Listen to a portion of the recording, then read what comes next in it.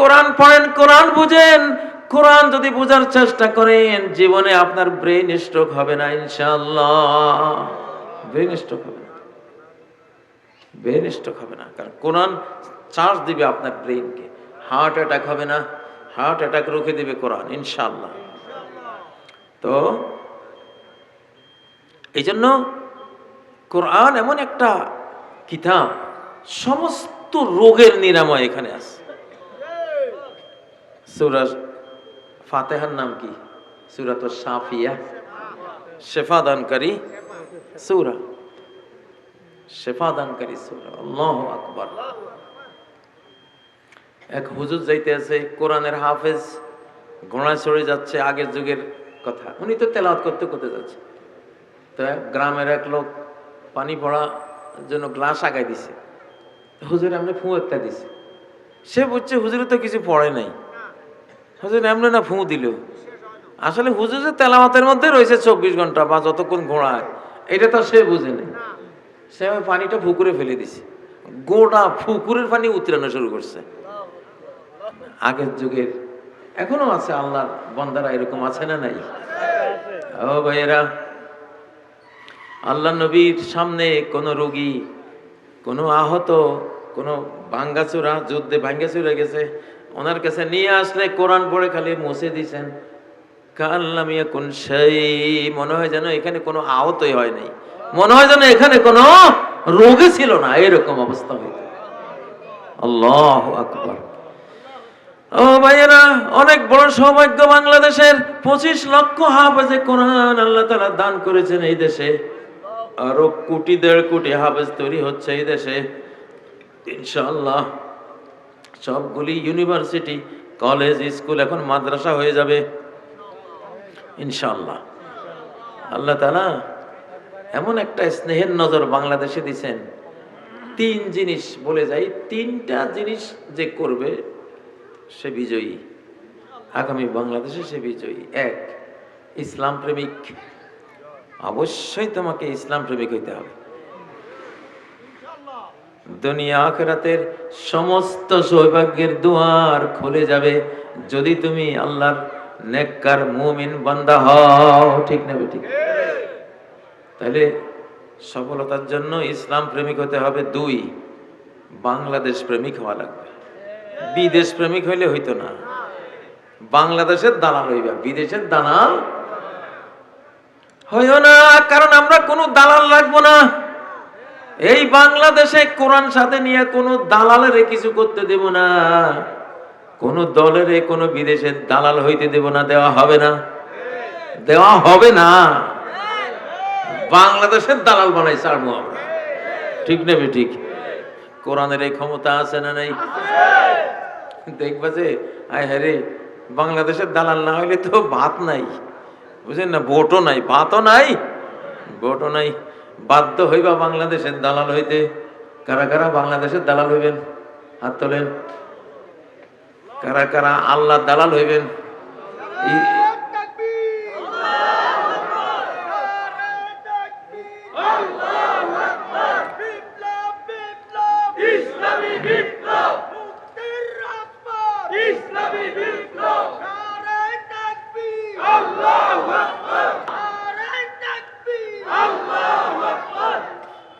আলহামদুলিল্লাহ। তাহলে এখন ইসলামের দালাল হইতে হবে, বাংলাদেশের দালাল হইতে হবে, বাংলা ভাষার দালাল হইতে হবে, বাস। আর বাকি কথা বাদ। আর কারো দালালদের কোনো খাওয়া নাই বাংলাদেশে, আমরা হইতে দেব না ইনশাআল্লাহ। আমরা কোরআন হাতে নিয়ে রব্বুল আলামিনকে সাথে নিয়ে বলতেছি, দালালি আর করতে দেব না। ঠিক না বেঠিক? কইয়া ফেলাইছি ইনশাআল্লাহ, আল্লাহর উপর ভরসা কইরা। তাইলে ওগুলি বাদ দাও, বাংলাদেশের দালালি করো। আমাদের এই দেশ অনেক ভালো দেশ। এই দেশের জন্ম হয়েছে 1947 সালের 14ই আগস্ট। ঠিক না? সেই যে 14ই আগস্ট 1947, আরবি মাস ছিল রমজান। আরবি মাস ছিল কি? রমজান মাস। রমজানের তারিখ ছিল 27 তারিখ। 27 দিন না, 27 রাত্রে, একবারে কদরের রাত। কদরের রাতে এই মানচিত্র জন্ম লাভ করেছে। আল্লাহু আকবার। ব্রিটিশ অফিসার রাতের বেলা এই মানচিত্রের নাম ঘোষণা দিয়েছিল। তখন নাম ছিল পূর্ব পাকিস্তান, আরেকটা ছিল পশ্চিম পাকিস্তান। একটা মাত্র রাষ্ট্র কদরের রাতে আল্লাহ তাআলা সৃষ্টি করেছেন। সুবহানাল্লাহ। এই জন্যই তো কদরের রাতে কি নাজিল হয়েছিল? তাহলে কদরের রাতে জন্ম নেয়ার রাষ্ট্রে সংবিধান হবে কোনটা? অবশ্যই কদরের রাতে নাজিল হওয়া কোরআন। তাহলে না মিলবো, তোমার রাষ্ট্রে জন্ম হয়েছে কদরের রাতে, এই রাষ্ট্রের সংবিধান হবে কদরের রাতে নাজিল হওয়া সংবিধান। ঠিক না বে ঠিক? মানচিত্র জন্ম নিছে কদরের রাতে, এই মানচিত্রের সংবিধানও হবে কদরের রাতে যেটা আইছে সেইটা, নাকি? তোর 72 ইয়া সংবিধানের খেতা কিলাই আমরা, নাকি?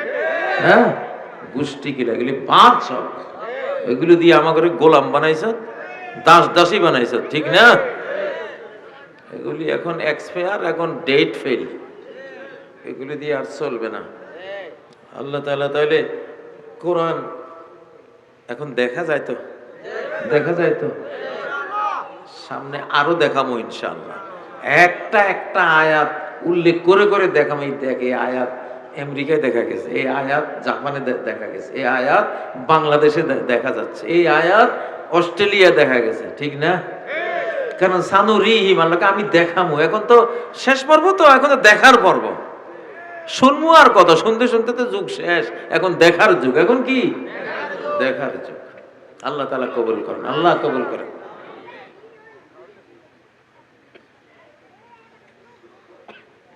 ব্যাংকে টাকা রাখার পরে কিছু লাভ দিয়েছে, এটা যদি ইসলামী ব্যাংক হয় তাহলে সেটা তারা হালাল প্রসেসিং করে আপনাকে দেবে, কিন্তু সুদী ব্যাংক হলে এটা হবে না। জুতা পায়ে জানাজা পড়া যাবে কি? সওয়াব বেশি হবে। আল্লাহ নবী ফরজ নামাজ যত জুতা পায়ে পড়তেন, জুতা পায়ে দিয়ে নামাজ। জুতা হলো পদভূষণ। জুতার নাম কি? পদভূষণ, পায়ের ভূষণ, পায়ের অলংকার। পায়ের জুতা ছাড়া জানতো কোনো উন্নত মানের বিমানবন্দরে, তবে কি পাগল ছাগল নাকি এটাকে জুতা থুই আইছে, এটারে বিদেশে ফাটায় কে এটারে, ঠিক না বে ঠিক? হ্যাঁ, তা আল্লাহ নবীজি সাল্লাল্লাহু আলাইহি সাল্লাম উনি তো মসজিদে নবীজির মসজিদে নববীতে সবাই স্যান্ডেল পায়ে ফরজ নামাজে দাঁড়াইছেন। কারণ ওনাদের মসজিদ তো আমাদের মতো এত রসিক মসজিদ না। সেজদা করতেন ধুলিবালির উপরে, কঙ্করের উপরে, হাতের মধ্যে কঙ্কর ধুলাবালি লাগে, কপালে নাকে বৃষ্টি হলে কাদা লাগে। আল্লাহ নবী বলেন ফাইন্না রাহমাতা তুওয়াজিহুহা, বান্দা যখন মাটির তৈরি, বান্দা যখন মাটির মধ্যে নিজের কপাল, উন্নত মানের এই কপাল, হাত পা গুলি ধুলি মলিন করে দেয়, আল্লাহর স্নেহ মায়া ঢাইলা দেন আকাশ থেকে। আল্লাহু আকবার। যে কত বড় সম্মানিত মানুষটা, আমার জন্য তার কপালটার মধ্যে ধুলিবালি কাদা লাগাই দিস। আল্লাহু আকবার। আমি তোমরা তো নামাজও পড়ার মুরাদ নাই, মসজিদ বানাইছে কোনো ধুলিবালি নেই, ঠিক না বেটে? আগের যুগের সাহাবীরা তাবেঈরা ধুলিবালি ছাড়া নামাজ পড়তেন না তো। আর আমি এলাম গোলাম, মাটির তৈরি, আমার কপালে মাটি লাগামো, তাই না আমার মালিক আমারে ভালোবাসা স্নেহ মায়া দিবে, ঠিক না? আহারে আমার জন্য কপালটারে মাটি লাগাই দিল। কদরের রাতে নবীজি মসজিদে নববীতে সেজদা দিয়েছেন, দুই হাতে কাদা, কপালে নাকে কাদা, দুই হাঁটুতে কাদা, দুই পায়ে কাদা। সুবহানাল্লাহ। মিয়া বান্দা হও, গোলাম হও, অহংকারী হইও না, ঠিক না বে ঠিক? তাহলে জুতা পায়ে দিয়া জানাজা পড়লে সওয়াব বেশি। বুখারী শরীফে স্পষ্ট হাদিস, সালাত অধ্যায়ে সল্লু ফি নিআলিকুম, সল্লু সালাত পড়ো, ফি নিআলিকুম তোমাদের স্যান্ডেল পায়ে দিয়া, স্যান্ডেল পায়ে দিয়া সালাত পড়ো, নবীজি পড়তেন। এখন তোমরা মসজিদ বানাইছো এরকম বড় লোকের মসজিদ, এখানে তো জুতা ব্যবহারের কোনো সুযোগ নেই, ঠিক না বেঠিক? এখন মসজিদে জুতা নিয়ে গেলে বাঙালিরা মাইরা, মাসলা জানে না, কি মাসলা জানে না। জুতা তো পদভূষণ। আল্লাহ বলছেন খুযু যিনাতাকুম ইনদা কুল্লি মসজিদ, মসজিদে যখন যাবা নিজের যা পোশাক আশাক অলংকার ভূষণ ভাষণ আছে সব নিয়ে যাও, ঠিক না বেঠিক? তাইলে তুমি সারা মাথায় টুপি পরলা, পাগড়ি পরলা, গায়ে জামা দিলা, নিচে পয়জামা পরলা, পাটা খালি রাখলা কেন? তার কি কোনো অলংকার নাই, ভূষণ নাই? আছে, শুধু পাক পবিত্র হইলে হইল, পাক হইলে হইল। আর রাস্তাঘাটে হাঁটলে এটা পাক হয়ে যায়। একখানে হয়তো নাপাক লাগছে, মাটি তো পানির মতোই পাক করে। যদি মাটি পাক না করতো তাহলে তাই এমন করলে মিয়া পাক হয় কেমন? ঠিক না কথা? আল্লাহ নবী বলতেন ইউতাহিরুহুমা বাদা, চিন্তা করো না তোমার জুতার তলা যদি নাপাক লাগে, হাঁটতে হাঁটতে বাকি রাস্তা এটারে পবিত্র কইরা দিব। যা হোক, এখন তো ফরজ জুতা পরে পড়ার বাংলাদেশে কোনো সুযোগ নেই। অন্তত জানাজার মধ্যে গিয়ে এই আমলটা বাকি থাকুক, এই সুন্নতটা বাকি থাকুক, সব বেশি। আমি পড়ি, আমি আমার যে কোনো জানাজার মধ্যে স্যান্ডেল পরে পড়ি, নবী সাল্লাল্লাহু আলাইহি ওয়াসাল্লামের সুন্নতটা রাখি।